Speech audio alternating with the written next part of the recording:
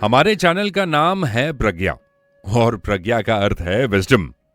अक्सर लोग शिकायत करते हैं कि जिंदगी सही नहीं चल रही है।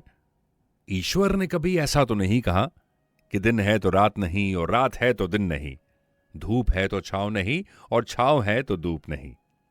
इसी बात पर एक बड़ी प्यारी कविता की दो लाइंस हमें याद आ रही है कि क्या हार में और क्या जीत में, किंचित नहीं भयभीत में, संघर्ष पथ पर जो भी मिले ये भी सही और वो भी सही। आप सभी को हमारा नमस्कार और प्रणाम। एपिसोड 58 में आप सभी का स्वागत है। यह है चैप्टर 8 अक्षर ब्रह्म योग। इसके पहले के 57 एपिसोड्स और पहले के 7 चैप्टर्स श्रीमद् भगवद गीता के इसी चैनल के इसी प्लेलिस्ट पर आपको मिल जाएंगी। दोस्तों, एक छोटा सा परिवर्तन यानी चेंज किसी की भी जीवन बदल सकता है। जब कोई बात दिल को छू जाए, ये हम स्वयं नहीं जानते। कुछ ऐसे ही बदलाव के लिए हमारे इस चैनल प्रज्ञा में हमारी कोशिश यही रहती है। इस चैनल के माध्यम से हम हर वीक आपसे कुछ ऐसी बातें शेयर करते हैं, तो हमारी प्रार्थना यह है कि शायद कोई क्षण, कोई बात आपके जीवन में एक बड़े परिवर्तन का कारण बन जाए। गोस्वामी तुलसीदास जी के जीवन में वो ऐसा एक क्षण आया कि आप कह सकते हो उनकी पत्नी द्वारा कही गई एक बात जो रामचरितमानस जैसे महाकाव्य को लिखने के लिए उनकी प्रेरणा और इंस्पिरेशन बनी। इसी आशा से कि आपके जीवन में भी सकारात्मकता आए, हम हर वीक एक नए एपिसोड के माध्यम से अर्जुन के साथ श्री कृष्ण से अपने प्रश्नों के उत्तर जानने का प्रयास करते हैं। श्री कृष्ण कहते हैं, हे पार्थ, अनादिकाल से जन्म और मृत्यु के चक्र में फंसे ये सभी लोग मेरा ही अंश हैं। संसार के मोह में फंसे ये स्वयं संबंधों को यानी रिलेशनशिप्स को पकड़े हुए हैं। जब तक ये खुद इन संबंधों को नहीं छोड़ेंगे, तब तक उसको दूसरा कोई नहीं छुड़ा सकता। इन संबंधों के मोह के कारण ही बार बार इनको जन्म और बार बार इनको मरना पड़ता है। संसार परिवर्तनशील है। हर पल मनुष्य से कुछ न कुछ छूटता जरूर है। जैसे बचपन को हम स्वयं नहीं छोड़ते और ना ही छोड़ना चाहते हैं, परंतु वो स्वयं ही हमसे छूट जाता है। इसी प्रकार जवानी को भी हम नहीं छोड़ते और छोड़ना नहीं चाहते, लेकिन वो भी हमसे छूट जाती है। तो कौन है दुनिया में जो अपना शरीर या इस संसार को छोड़ना चाहता होगा? लेकिन एक न एक दिन इस शरीर को भी आपको छोड़ना पड़ता है और संसार को भी आपको छोड़ना पड़ता है। कहने का मतलब है कि शरीर तो एक न एक दिन नष्ट होगा ही, लेकिन मनुष्य उस शरीर से जुड़े संबंधों को छोड़ने के लिए तैयार नहीं होता और फिर से शरीर धारण करके जन्म मृत्यु के इस चक्रव्यूह में वो कहीं न कहीं शामिल हो जाता है। अभ्यास योग युक्तेन चेतसा नान्यगामिना परमं पुरुषम दिव्यम याति पार्थानुचिंतयन्।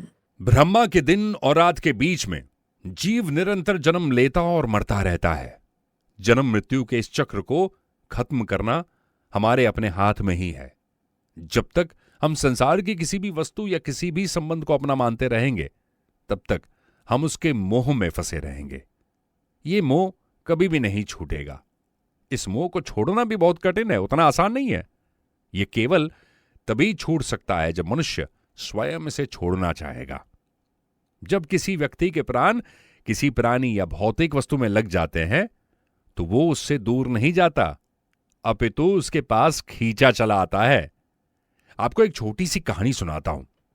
एक अनाथ युवक था, पढ़ लिख कर सेना में भर्ती हो जाता है। अब खर्चा कुछ नहीं था, तो वो सोचता है कि पहले मैं कमा लूंगा, उसके बाद एक अच्छी सी घर खरीद लूंगा और उसके बाद मैं शादी कर लूंगा। तो वो पैसे बचाना शुरू कर लेता है। उसकी दोस्ती एक सेठ के बेटे के साथ होती है। उसका दोस्त उसे सलाह देता है कि अगर वो अपने पैसे उसके नए कारोबार में लगा दे, तो उसके बैंक में उससे भी ज्यादा उसको इंटरेस्ट में पैसा मिलेगा, जिससे वो बहुत जल्द अपना घर बना सकता है। उसे अपने दोस्त की बात बहुत अच्छी लगती है। वो उसके भरोसे पर अपना सारा पैसा उसके कारोबार में लगा देता है। सेठ के बेटे ने बिजनेस तो शुरू किया और बहुत मेहनत करने लगा। कुछ दिनों बाद पड़ोसी देश के साथ लड़ाई छिड़ जाती है।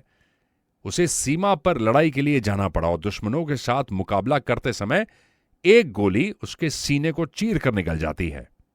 उसके प्राण निकल रहे थे।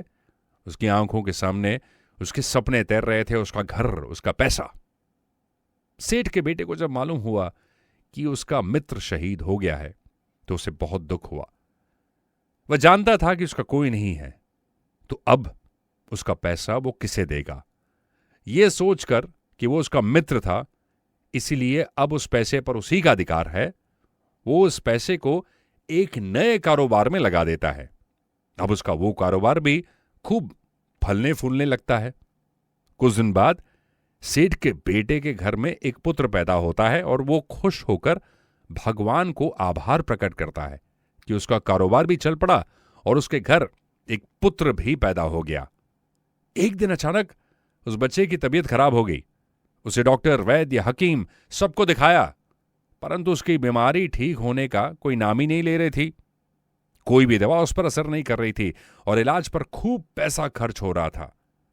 डॉक्टरों ने जवाब दे दिया कि इस बच्चे को घर ले जाओ, इसका इलाज असंभव है। घर के रास्ते में उन्हें एक आदमी मिला। उसने सेठ के बेटे से उसके बच्चे के बारे में पूछा। सेठ के बेटे ने उसे यह बताया कि हमने इसके इलाज पर खूब पैसा लगा दिया है, जिस डॉक्टर ने जितना मांगा उतना दिया, लेकिन आज डॉक्टरों ने जवाब दे दिया और कह दिया कि यह बच नहीं सकता। असाध्य और लाइलाज रोग हो गया है इसे, बस चंद घंटों का मेहमान है। उस आदमी ने कहा, अरे आप उम्मीद क्यों छोड़ रहे हो? मेरे पड़ोस में वैद्य जी दवा देते हैं, 2 रुपए की पुड़िया खाकर मुर्दा भी उठकर खड़ा हो जाता है। जल्दी से तुम वैद्य जी के पास इनको लेकर जाओ और वो दवा ले आओ। सेठ का बेटा तुरंत ही वैद्य के पुड़िया लेकर आता है और उस बच्चे को खिला देता है। उसे खाते ही बच्चा मर जाता है और पूरे घर में कोहराम मच जाता है। उसी समय वहां पर एक साधु महाराज वहां से गुजरते हैं, उस बच्चे को देखते हैं और फिर सेठ के बेटे से कहते हैं कि शायद तुमने उसे पहचाना नहीं, ये तुम्हारा वही दोस्त है जिसने अपनी मेहनत की कमाई तुम्हारे कारोबार में लगाई थी। ये अपना पैसा लेने के लिए तुम्हारा बेटा बनकर आया है। उसने अपना पैसा ब्याज दर ब्याज लगाकर डॉक्टरों को दिलवा दिया। उसमें से 2 रुपए बचे थे जो उसने वैद्य को दिलवा दिए और दवाई की पुड़िया खाकर चल गया।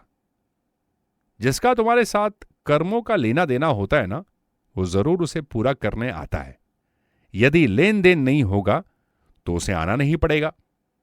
परमात्मा ही पर और श्रेष्ठ है, जो सभी प्राणियों के नष्ट होने पर भी नष्ट नहीं होता। उसी को अव्यक्त और अक्षर भी कहते हैं, जिसके प्राप्त होने पर जीव फिर लौटकर इस संसार में नहीं आते। वो मेरा परम धाम है। आज का ये एपिसोड आपको कैसा लगा हमें कमेंट करके जरूर बताइए, और हमारी ईश्वर से यही प्रार्थना है कि आप इन एपिसोड्स को समझें।